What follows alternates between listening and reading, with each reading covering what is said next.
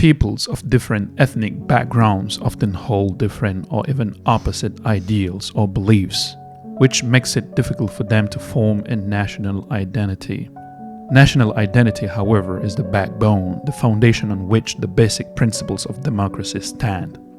And here I would like to call our attention to the fact that the term democracy derives from two Greek words, demos, which means common people, and kratos, which means rule or strength. So whenever we talk about democracy, we also should be talking about a direct and self-government of all the people, by all the people, and for all the people.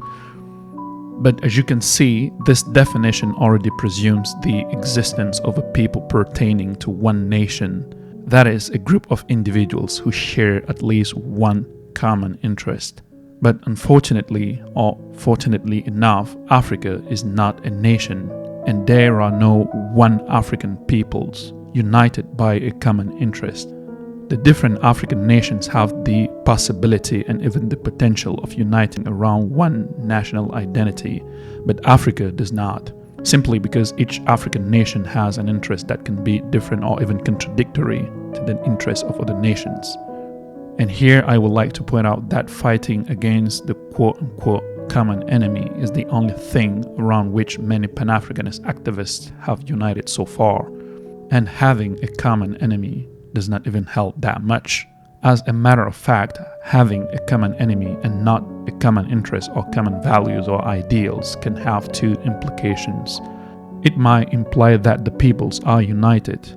They join forces in fighting the quote-unquote enemy. But as soon as the enemy is defeated and driven away, the same peoples would self-destruct in inter-tribal conflicts in order to gain exclusive access and controls over resources. The second implication might be that a fraction of the so-called united peoples, usually a tiny minority self-proclaimed representative leader of the peoples, this fraction would ally with the enemy against their quote-unquote brothers. And for the same reasons, namely to have exclusive access and control over resources. Both these situations lead to dramatic and painful consequences which undermine the economic, cultural, sociopolitical development of a region, be it a nation or a continent. And the history of the African continent is here to bear witness to all of this. Here is where we stop. See you very soon for the next episode. And in the meanwhile, take care of yourself and of your people.